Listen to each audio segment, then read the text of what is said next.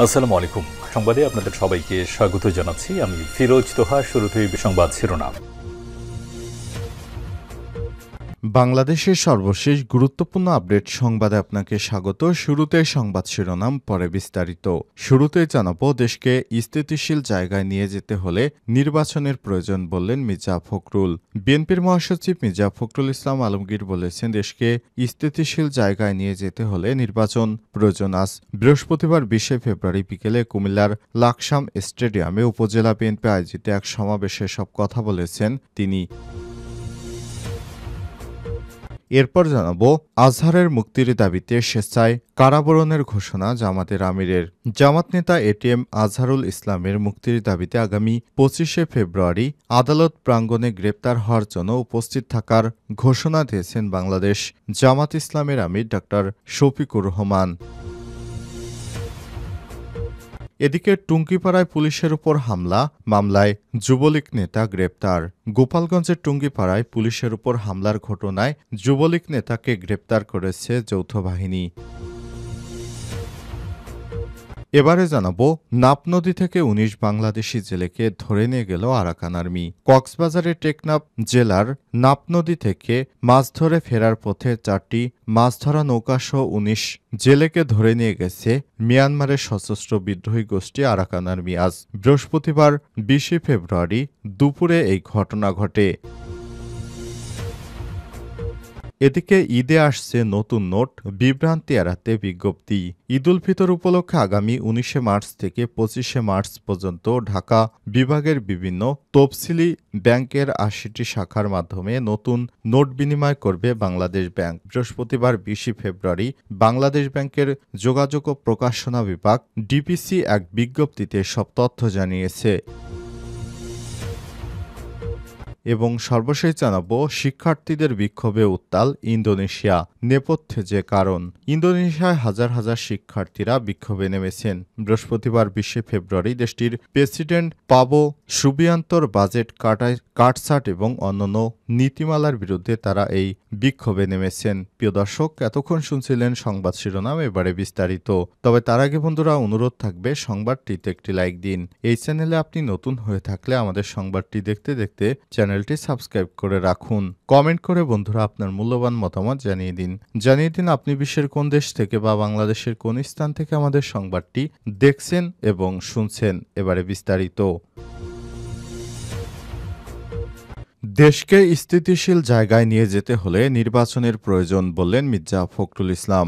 বিএনপির মহাসচিব মির্জা ফখরুল ইসলাম আলমগীর বলেছেন, দেশকে স্থিতিশীল জায়গায় নিয়ে যেতে হলে নির্বাচনের প্রয়োজন। বৃহস্পতিবার ২০ ফেব্রুয়ারি বিকেলে কুমিল্লার লাকসাম স্টেডিয়ামে উপজেলা বিএনপি আয়োজিত সমাবেশে সব কথা বলেছেন তিনি। মির্জা ফখরুল ইসলাম আলমগীর বলেছেন, ফ্যাসিস্ট সরকার দেশের অর্থনীতি রাজনীতি সব ধ্বংস করে দিয়ে গেছে। ভোট ছাড়া আওয়ামী লীগ দেশের ক্ষমতা দখল করেছিল দীর্ঘ বছর।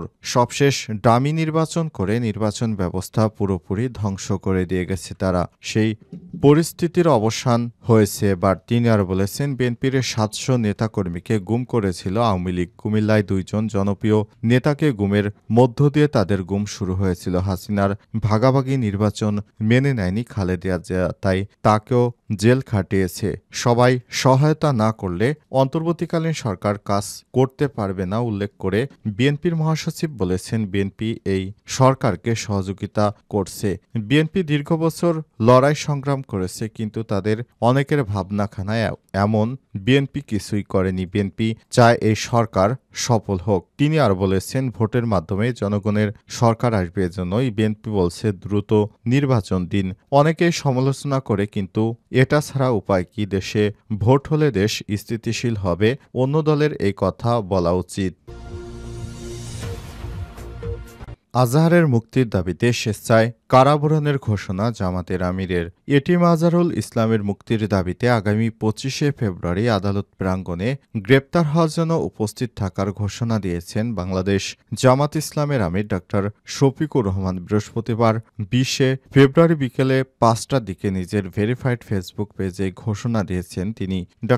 শফিকুর রহমান পোস্টে লিখেছেন, প্রিয় দলীয় সহকর্মীবৃন্দ ও সম্মানিত দেশবাসী, আসসালামু আলাইকুম ও রহমাতুল্লাহ। আপনারা নিশ্চয় লক্ষ্য করেছেন, ফ্যাসিবাদের নিষ্ঠুর জুলুমের শিকার মজলুম জননেতা এটিএম আজহারুল ইসলাম সাহেব এখনও বন্দী রয়েছেন। একে একে সকল জাতীয় নেতৃত্ববৃন্দ মুক্তি পেলেও তিনি বৈষম্য ও জুলুমের শিকার হয়ে বন্দী জীবনের কঠিন বোঝা বহন করে চলেছেন। তিনি আরও লিখেছেন, এটিএম আজহারকে কারাগারে রেখে বাইরে অবস্থান করা আমার পক্ষে আর একেবারেই সম্ভব নয়। আমরা সরকারকে যথেষ্ট সময় দিয়েছি এই জুলুমের প্রতিবাদ এবং জনাব এটিএম আজহারুল ইসলামের মুক্তির দাবিতে আমি নিজে গ্রেপ্তার হওয়ার জন্য ২৫ ফেব্রুয়ারি আদালত প্রাঙ্গণে হাজির থাকব।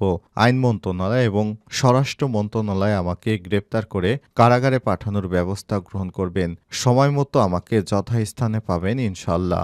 আগামী ২৫ তারিখ জামাতের নেতা এটিএম আজহারের শুনানির দিন। ওই দিনই বাংলাদেশ জামাত ইসলামের আমির ডাক্তার শফিকুর রহমান তিনি ওই স্থানে উপস্থিত থাকার ঘোষণা দিয়েছেন এবং স্বেচ্ছায় কারাবরণের ঘোষণা দিয়েছেন। টুঙ্গিপাড়ায় পুলিশের উপর হামলায় যুবলীগ নেতা গ্রেপ্তার। গোপালগঞ্জের টুঙ্গিপাড়ায় পুলিশের উপর হামলা ও গাড়ি ভাঙচুরের মামলায় টুঙ্গিপাড়া উপজেলা যুবলীগের সাংগঠনিক সম্পাদক দেলোয়ার হোসেন ৪৫কে গ্রেপ্তার করেছে পুলিশ। গ্রেপ্তারকৃত দেলোয়ার হোসেন ৪৫ টুঙ্গিপাড়া উপজেলা যুবলীগের সাংগঠনিক সম্পাদক এবং পাটগাতি গ্রামের মৃত ফহম শেখের ছেলে। বুধবার ১৯ ফেব্রুয়ারি দিবাগত রাতে টুঙ্গিপাড়া উপজেলার পাটগাতি বাজার থেকে তাকে গ্রেপ্তার করা হয়। বৃহস্পতিবার ২০ ফেব্রুয়ারি তাকে আদালতের মাধ্যমে জেল হাজতে পাঠানো হয়েছে। টুঙ্গিপাড়া থানার উপপরিদর্শক এসআই মনির হোসেন এই তথ্য নিশ্চিত করেছেন। তিনি জানান, আওয়ামী লীগ সন্দেহে আটক ব্যক্তিকে ছিনিয়ে নিতে পুলিশের উপর হামলা ও গাড়ির ভাঙচুরের ঘটনায় সম্পৃক্ত থাকায় যুবলীগ নেতা দেলোয়ার হোসেনকে গ্রেপ্তার করা হয়েছে। বৃহস্পতিবার তাকে আদালতের মাধ্যমে জেল হাজতে পাঠানো হয়েছে। প্রসঙ্গত, গত ২ ফেব্রুয়ারি সন্ধ্যায় খান সাহেব শেখ মোশারেফ হোসেন স্কুল অ্যান্ড কলেজের সামনে আওয়ামী লীগের ডাকা কর্মসূচিতে লিফলেট বিতরণ করছিল। স্থানীয় আওয়ামী লীগ ও ছাত্রলীগের নেতাকর্মীরা এ সময় খবর পেয়ে পুলিশ ঘটনাস্থলে পৌঁছলে লিফলেট বিতরণ করা বন্ধ করতে গেলে পুলিশের সঙ্গে বাকবিতণ্ডা বাধে তাদের। এ সময় আওয়ামী লীগ সন্দেহে সাফায়েত গাজী নামে এক ব্যক্তিকে আটক করে পুলিশ তখন পুলিশের গাড়িতে ভাঙচুর করে স্থানীয় আওয়ামী লীগের নেতাকর্মীরা। এই ঘটনায় ৩ ফেব্রুয়ারি দুপুরে ১০৫ জনের নাম উল্লেখ অজ্ঞাত ৪৫০ জনকে আসামি করে টুঙ্গিপাড়া থানায় একটি মামলা দায়ের করেন এসআই রাব্বি মোরসালিন।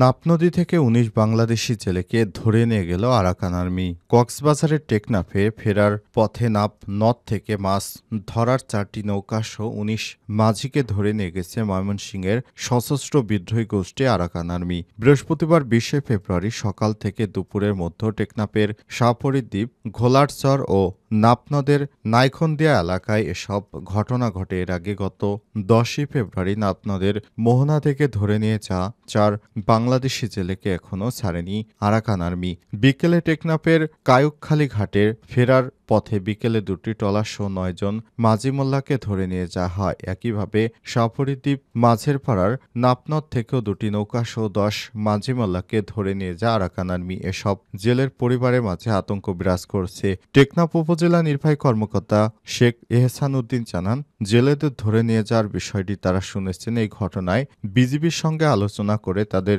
ফেরত আনার চেষ্টা চালানো হবে বলেও জানিয়েছেন তিনি। বেশ কিছুদিন ধরে আরাকান আর্মির সঙ্গে মিয়ানমারে জান্তা সরকারের সংঘর্ষ চলছে এবং জান্তা সরকার কিছুটা দুর্বল হওয়াতে আরাকানের মোটামুটি নিয়ন্ত্রণ নিয়েছে আরাকান আর্মি। আর এরপর থেকেই বাংলাদেশি জেলেদের এক এক করে এভাবে হ্যারাসমেন্ট করছে এই আরাকান আর্মির সদস্যরা। বিষয়টি নিয়ে বাংলাদেশ প্রশাসনও কাজ করছে বলে জানা গেছে।